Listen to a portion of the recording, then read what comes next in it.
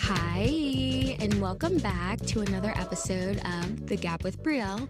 I'm Brielle, your resident host and bestie, and thanks for being here. Episode 2, babe, so let's get into it. As you know, we can start off any episode without a little beverage, a little treat, a little cocktail. So let's head over to the kitchen and see what we got for the week. All right, we made it to the kitchen, so let's get into it. This week, we're going to make the heartbreaker because we are talking about love and situationships. So, what do I drink when I'm heartbroken? Let's get into it. We're going to start with some ice. Next up, we're going to do 2 shots of Malibu. Oh, what the heck? We're heartbroken. 3 shots of Malibu. And then to top that all off, we're going to do some pineapple juice.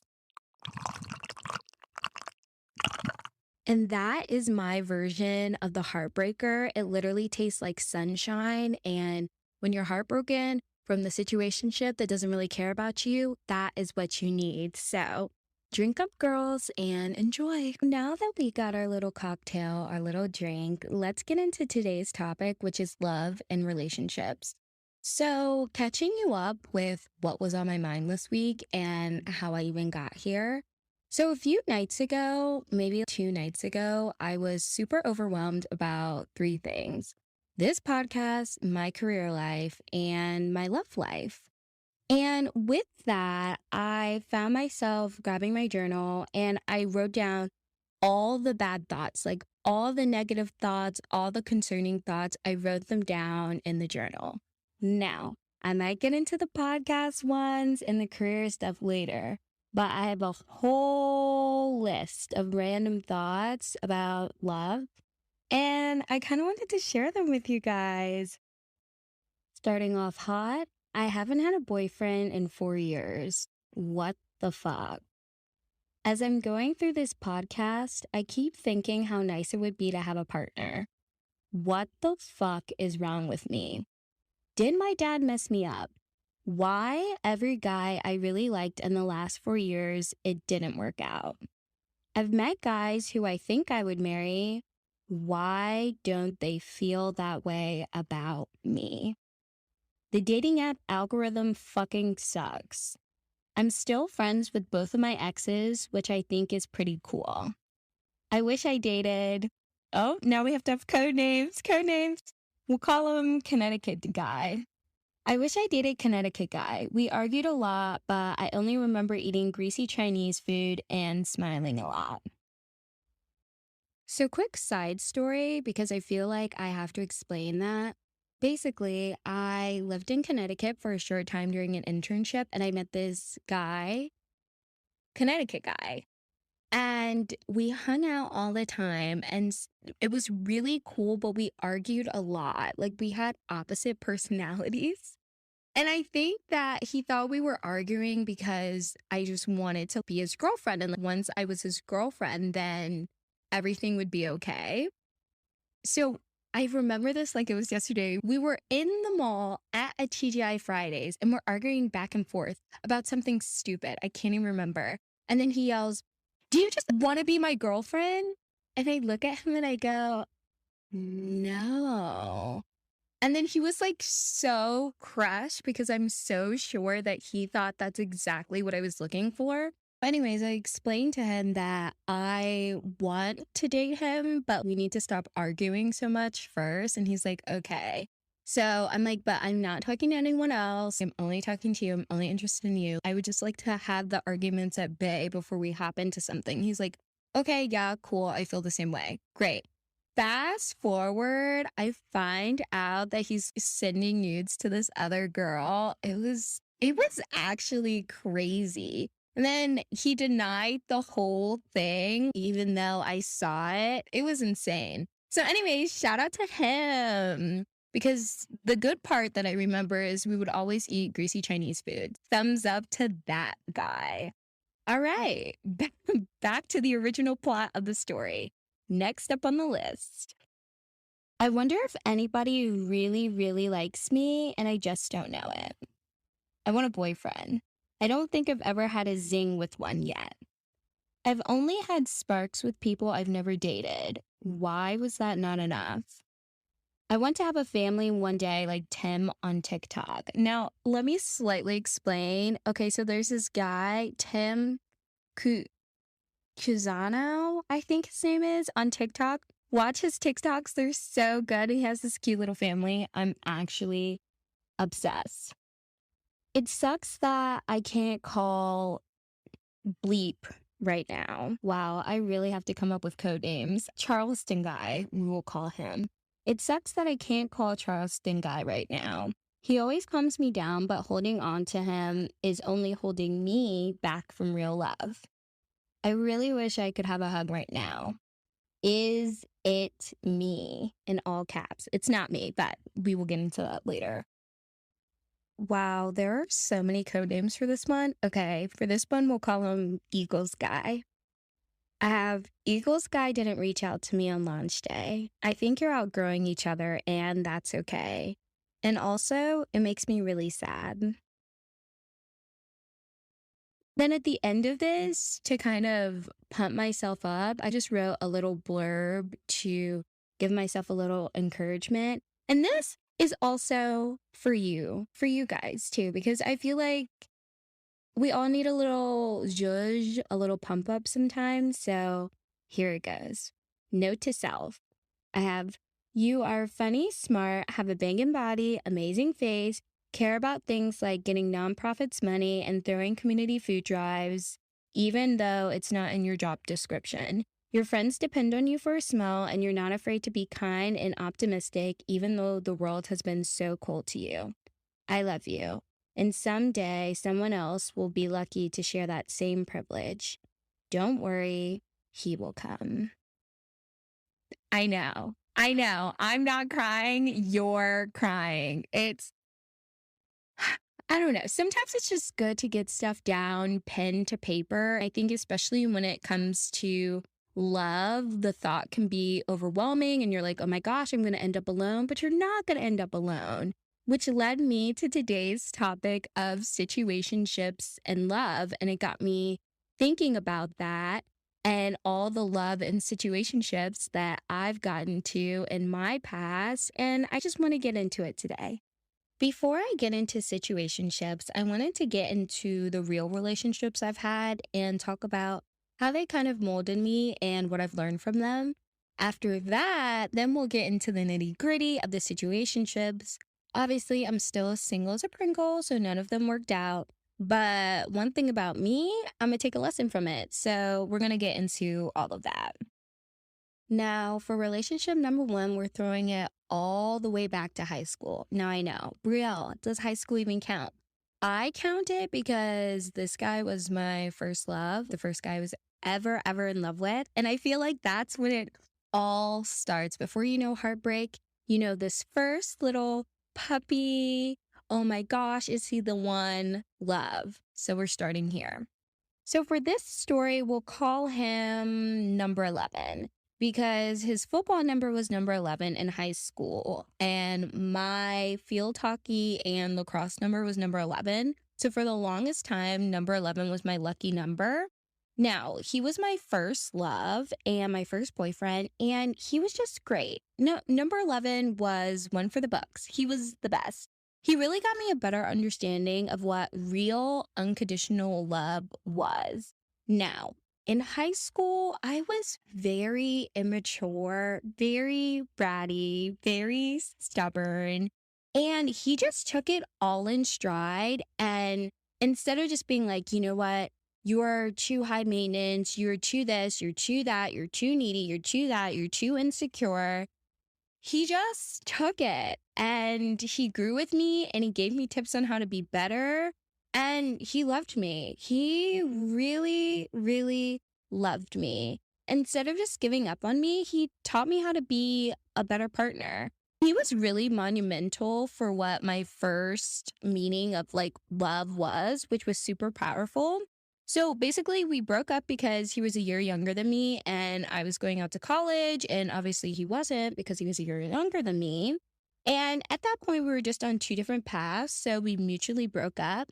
But He's one of my exes that I'm still friends with today. Obviously, it wasn't instant, like, okay, we're breaking up, but now we're besties. But down the line, it overall happened. And thinking about it now, I'm like, what could I even take from that? And I think his overall lesson and his little like piece that he taught me was unconditional love. Like, just because I didn't have all my ducks in the row, I wasn't the perfect girl, I wasn't the prettiest girl, I wasn't the most confident girl, but I was still deserving of unconditional love to him, no matter what. And I think there's just something super sweet about that. And even to this day, I would say he's one of my most supportive exes. To be fair, I only have two exes, but still. And he's always just catching up with me and he's like, "Hey, how are you doing? Are you okay? What's going on?" And it's not in a creepy way, but I feel like he really supports me and he really wants me to win, which is something very rare that I've found in my life. So, shout out to number 11 and unconditional love.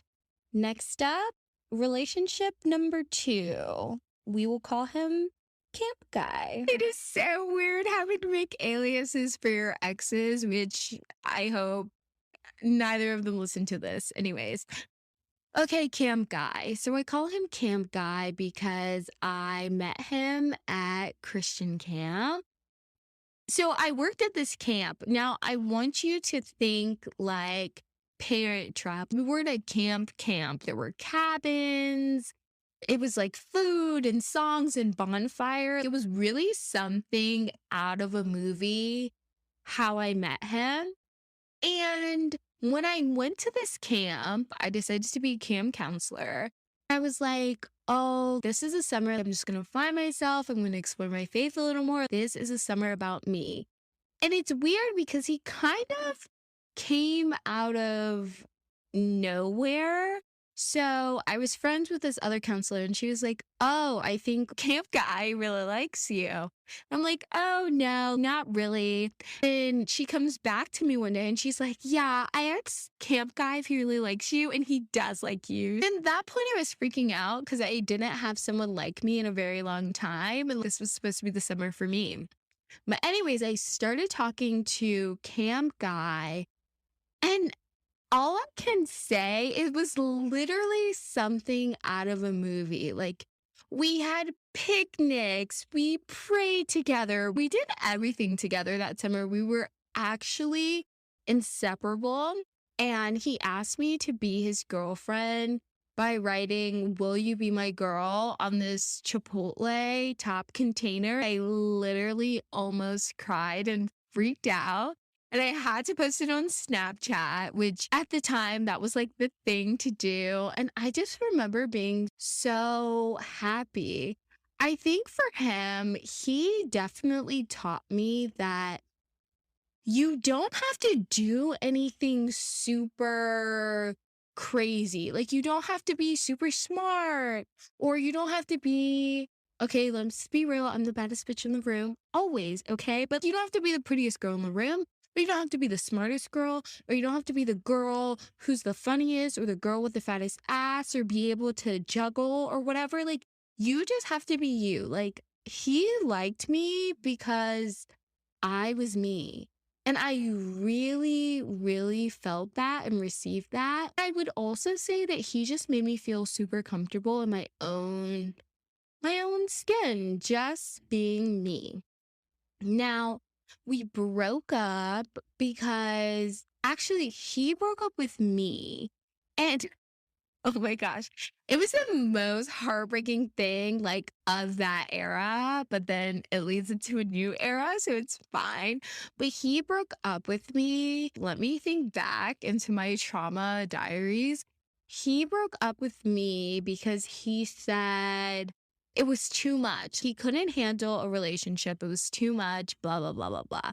Now, at the time, that devastated me, but I feel like me now, I will never forget the feeling of him liking me for me. And that lesson alone, I will take from that relationship. Now, Years later, we like reconciled, and that's why I said in the beginning statement, oh, like I'm friends with my exes now. But, uh, I mean, what is there to say about him? But, anyways, so those were my two relationships. And although it didn't work out with either of them, I'm still friends with both of them until this day. Pretty sure both of them are listening to this podcast. Shout out to y'all. And even though it didn't work out romantically, I think those are both lessons that I will carry with me till the end of time. I just really think it's important that even though something doesn't work out, what can you take from it? Because all the pain and the tears and the love and the fuzzy feelings can't be for nothing. Like, it's always for something. Now, after the boyfriend broke up with me, I went to visit my other friend where I used to go to school. And I ran into this guy that I knew that was a friend of a friend. Let's call him said boy because we have this like running joke where like I'm said girl, he's said boy. It's a whole thing. Anyways, said boy. Okay. So I go to this party. I meet said boy. Now keep in mind, he's a friend of a friend that I know. Okay, great. Now, I feel like I have to start off this story of situationships with this because I feel like every girl has had that situationship where you were like so sure about this person. You were so sure that it was going to work because they made you feel like you were on top of the moon. And then it didn't work. Your world came crumbling down, but then you really beat yourself up about it because you're like, oh, I was never in a relationship. Like it wasn't a relationship, but it felt like a relationship. This is that situationship. Anyways, back to the story. So fast forward, I'm at this party. I meet this said boy who is a friend of a friend. And I'm like, oh my gosh, not even in a flirty way when I said it, but I was like, we should hang out because I haven't hung out with you in a super long time or I think ever. So let's hang out. Let's get to know each other. I was just in a super social space because I just got broken up with. So why not? He was like, yeah, sure. He Snapchats me. That's how back in the day we were. He Snapchatted me. So he Snapchats me and he's like, oh, hey, do you want to hang out? And I'm like, yeah, I'm at the library. Why don't you come and meet me? And he's like, yeah, okay.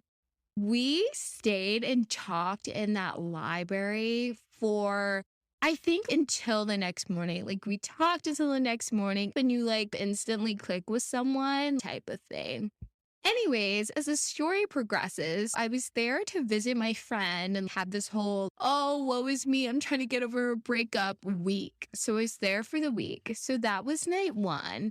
And then night two, I ended up hanging out with him again. And then somehow it just turned into this whirlwind Hallmark movie romance. We just were conjoined by the hip. We would meet up every day. We would talk all the time. We just instantly clicked. And it was one of those surprise things because it was under your nose. We didn't really talk before, etc.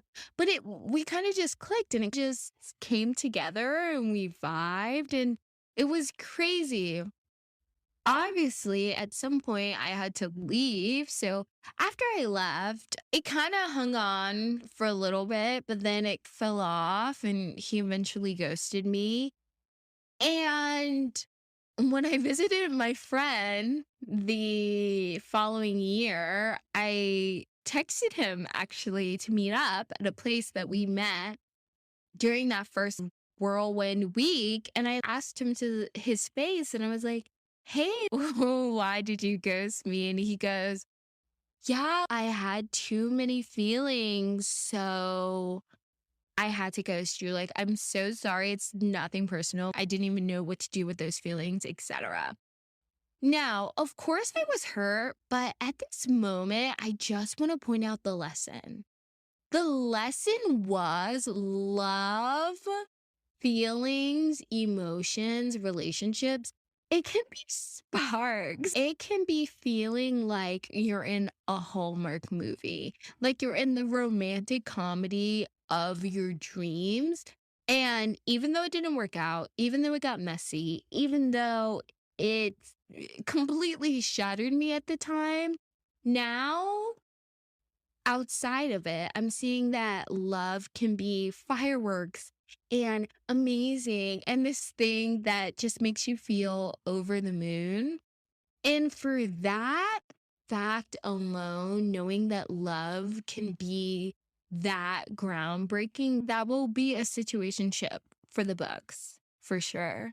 So for me, after this entire situationship, the pandemic hit and I was home for a little while, but I graduated college, got a new job, and I moved to a new city, which is always super exciting because, as we know, new city means new loves. So, when I met these new loves, I categorized them in different types because at a certain point, it seemed like I was meeting a different guy with the same personality traits. So instead of going one by one through all the situationships that I've been in since moving to this new fabulous city, I decided to take a different route. So I instead placed these guys into different buckets. Now, disclaimer, there are good men out there, and all men are not the same, blah, blah, blah, blah, blah. But for the purpose of entertainment, yes, they are, and they are found in these buckets. So let's get into it, starting off with the douchebag. This is the guy who's a dick, but for some reason you stay. Now, for this little short story, let's call this guy the accountant for all intensive purposes. So I met the accountant through a dating app. I know, red flag number one, but it works out for some people. Why couldn't it work out for me? It's fine. So, anyways, I met the accountant. We had a first grade date. It was two thumbs up, fab. Okay. And I know what you're thinking. An accountant, wow, he sounds boring. Shouldn't you left him from the first time you met him? He actually had really great sexual tendencies and wasn't boring at all. And if I'm going to be honest, the douchebag usually does. So watch out for that. And basically, this accountant only hung out for sex. I would hear from this man specifically on the weekends, maybe 12 p.m. or later, that type of guy. And basically, I broke it off because I was just like, no, I am not your sexual play toy. So get out of here. Thank you so much for that. But how I dealt with it is just because someone's treating you bad does not mean it's a reflection of you. It's a reflection of them. If someone is treating you like their personal sex toy, like their doormat, they can just hit you up whenever, etc. It's not a reflection of you. And it took me a while to understand that because I was like, wow, am I not giving off main character energy? Like I am the main character. Why is he not seeing me like that?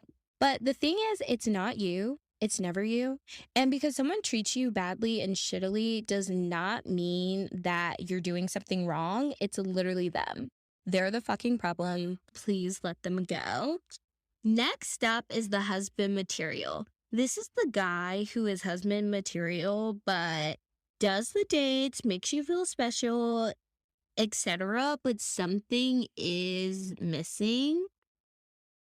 So there's this one guy I met during my 20-something journey. Let's call him Fancy Guy. Because he would take me to the fanciest places ever, and I would feel like the Queen of England, like the influencer IG models, that you see in these like fancy places. I'd be like, that was me. I was like, wow, this is really how the other half lives. So, Fancy Guy was great. He was one of those guys that treated you right. You didn't have to wonder if he liked you, was always honest, was always upfront and open, and just made you feel really secure in a relationship. I was sitting there and I was like, what is wrong with me? Something is not clicking for me. But why is it not clicking for me? I mean, he's nice. He treats me to all these nice things. He's amazing. He's open. He's kind. What is not clicking for me? And then it hit me. We didn't have the it factor. What is the it factor?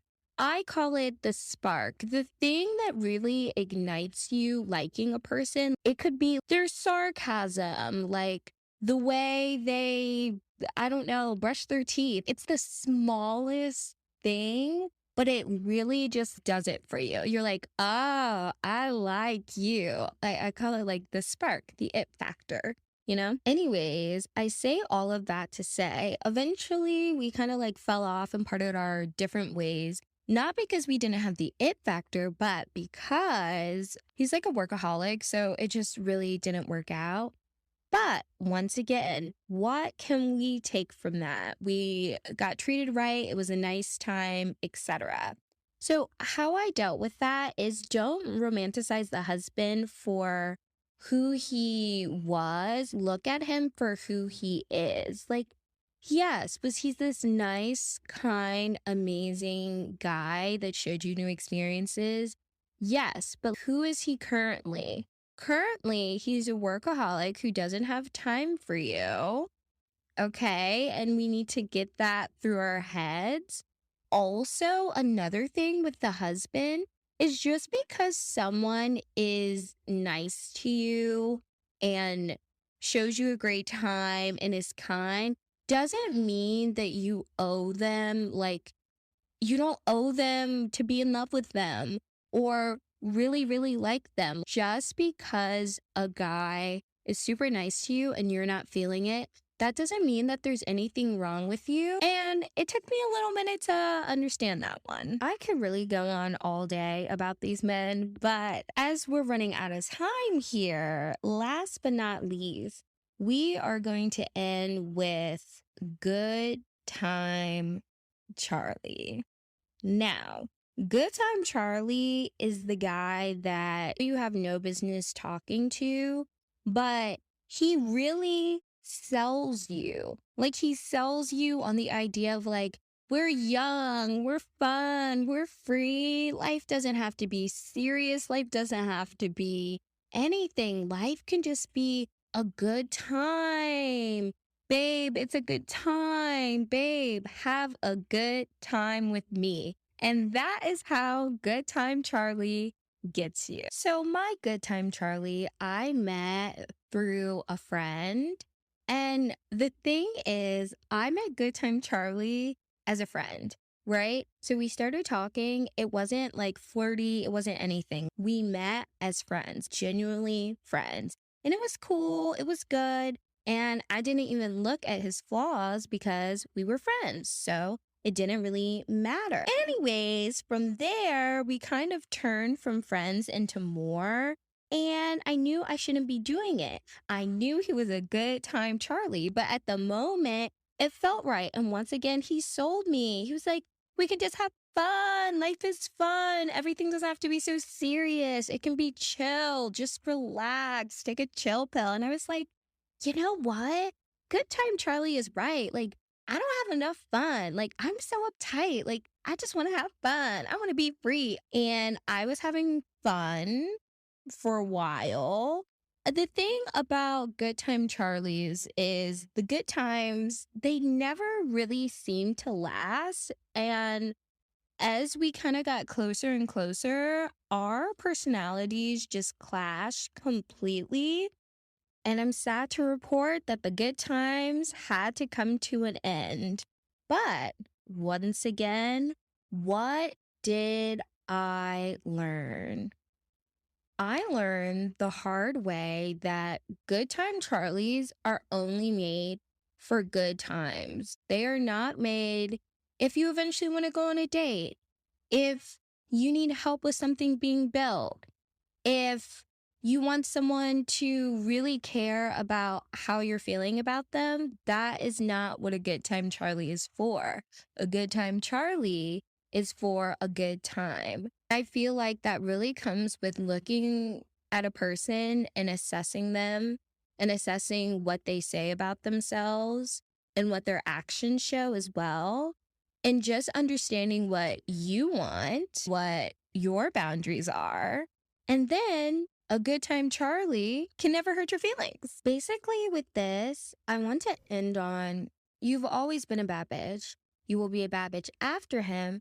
And on top of that, you were a bad bitch before him, so fuck him. Now, I know this is usually when I get into what I'm watching for this week, but this week we're talking about love. So we are going to switch it up a little bit. To get in the mood for this episode, actually, I was listening to a bunch of sad songs. And there were lines in these sad songs that I was like, this hits different. I am ready. Someone break my heart. So that's what we are going to get into this week. We're going to get into songs that broke my heart and the one-liners that come with them. And also, y'all let me know if you guys want me to make a Spotify, and then I can just put it in a playlist way easier. So DM me, let me know. All right, number 1, Motion Sickness by Phoebe Bridgers. I hate you for what you did, and I missed you like a little kid. Self-explanatory. Next up, What You Doing Now by Sadie Jean. I've been looking for love online, and maybe some of them are real good guys. There's never going to be like you, though. I feel like there's a point after you break up with someone that you go through this dating app phase, and you compare them to the one guy you're trying to get over. We've all been there. So shout out to Sadie. Next up, the queen of heartbreak herself, All Too Well by Taylor Swift, 10-minute version. You said if we had been closer in age, maybe it would have been fine. And that made me want to die. I cry every time. I feel like in relationships, situationships, there's always something. Okay, not always something, but there will be this line of, if you just met me before the heartbreak, if we only lived closer, if we were closer in age, if I met you 2.5 weeks before I met her, it would have been different. I could have been this for you. Things maybe could have worked out. And it makes you want to die every time. It's like, I have no control of that. So thank you so fucking much for nothing. I really appreciate it. All right, next up, Godspeed by Frank Ocean, Let Go of My Claim on You, It's a Free World. Next up, Go by Kat Burns, I Should Have Listened to My Friends. Powerful. I feel like during situationships, you'll go to your friend and you'll be like, oh, Brian is being mean to me. No, not mean to you, but Brian's not texting me back and I really like him. We had a great time last week. What should I do? And your friend's like, Brian is not interested in you, girl. Let it go. And you're like, no, like Brian is just busy. He has this, he has that. And she's like, no, Brian's a no. And you're like, no, like Brian's really nice, right? Fast forward 3 months later, you and Brian end it because Brian's a dick. And then it's like you're crying with ice cream on the couch to your friend. This was me, obviously. And I was like, that is the line right there. I should have listened to my friends. Now, of course, your friends aren't always right, blah, blah, blah. But usually they really do have a pretty good idea if I do say so myself. So I should have listened to my friends. Next up, Enough for You by Olivia Rodrigo, but God, you couldn't have cared less about someone who loved you more. What more is there to say? Wow. Okay. Exile. Taylor Swift. I think I've seen this film before and I didn't like the ending. Happier Than Ever by Billie Eilish. 'Cause I'd never treat me this shitty. You make me hate this city. Next up, Renegade by Big Red Machine. Is it really your anxiety that stops you from giving me everything, or do you just not want to? Now, I feel like that's really powerful because I feel like us as women, we go through this thing of, is it really you're not where you want to be at with your career? You're not financially stable. Your toe hurts. What is it really? Like, is it really all those things? Or is it really you just don't want to be with me? That is the question. Now, I couldn't leave us with just heartbreak and sad and tears. So, for when you're done crying, songs to heal, and the one-liners that come with them. Starting off hot, Violets for Roses by Lana Del Rey. Ever since I fell out of love with you, I fell back in love with me, and boy does it sweet. Next up, Long Story Short by Taylor Swift. Long story short, it was the wrong guy. Okay. And last but not least is Plan B by Megan Thee Stallion. Now, this one had a lot of good gems. So, gem number 1, ladies, love yourself because the shit can get ugly. Number 2, dick don't run me, I run dick. And lastly, number 3, fuck you, can't believe I used to trust you. And with that, let's move into Love Letter of the Week. Dear listener, when it comes to love, it doesn't always have to be the right choice. It just has to be the right choice to you. And that brings us to the end of today's show. Thanks so much for tuning in, and make sure to follow the podcast Instagram at The Gab with Brielle Pod. We do a lot of fun stuff over there. So that is it for this week's episode, and I will see you soon for another episode of The Gab with Brielle. Bye.